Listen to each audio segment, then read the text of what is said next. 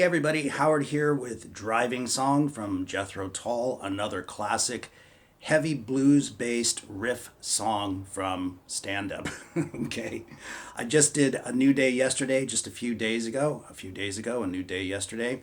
And I'm also going to be doing Cross-Eyed Mary from the Aqualung album, okay? But let's get into this one. It's really cool. I'm in standard tuning, and you want a bit of distortion, you know, not metal or anything like that, but a nice crunch and kind of a mid-rangey tone, a little bit mid-rangey.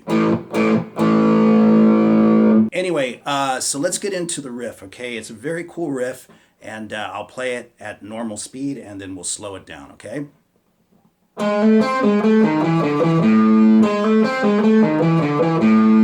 Very cool riff. So here it is, nice and slow. You've got a hammer on out the gate. 5 on the G string, and then back to 6 and 7 on the D string, but you want to pick those notes. Then 6 and 7 on the A string, then 5 to 7, and an open A string. And you can pick that pretty much any way you want. You can use all downstrokes if you prefer.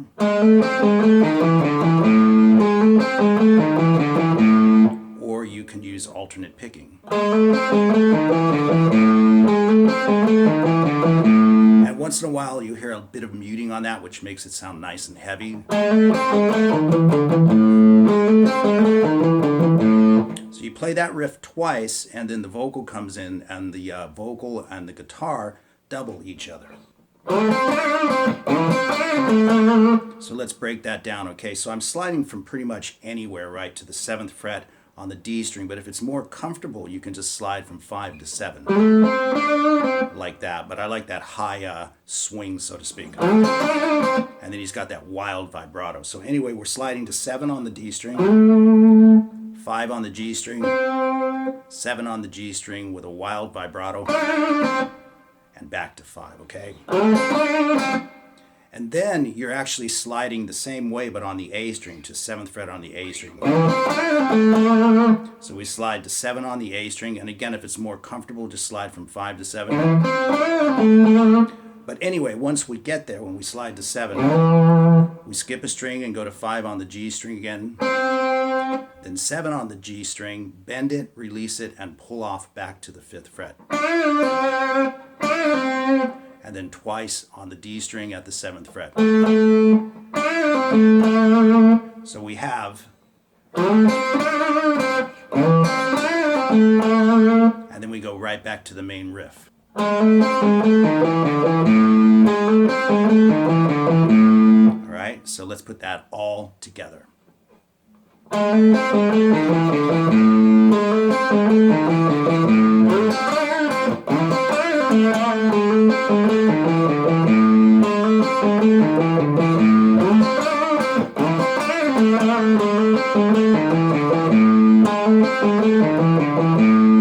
And then we move to a D9 chord, 5 on the A string, 4 on the D string, 5 and 5 on the G and the B strings. And what he does here is just some solid quarter notes.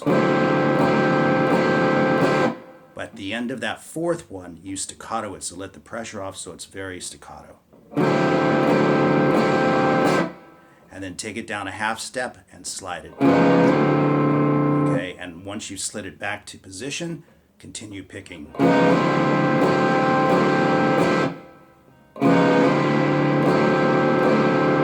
So 3 downstrokes on that D9 chord once you've got it back into position.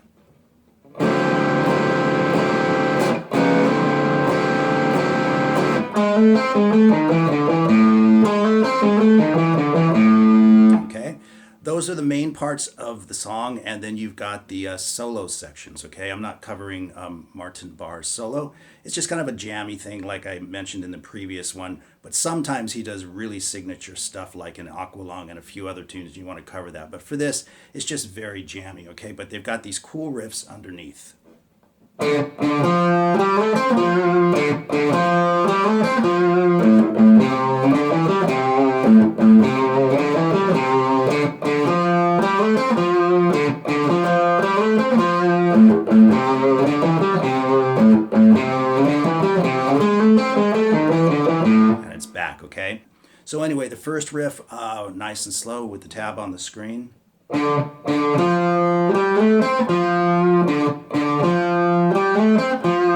then we move it to A, but we're actually picking all the notes. And then back and forth.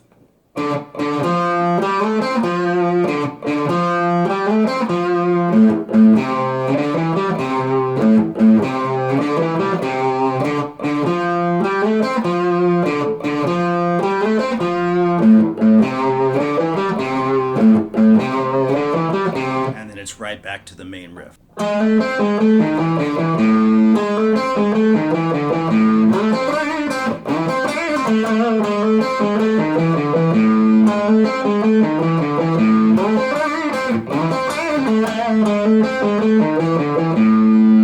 And so on and so forth.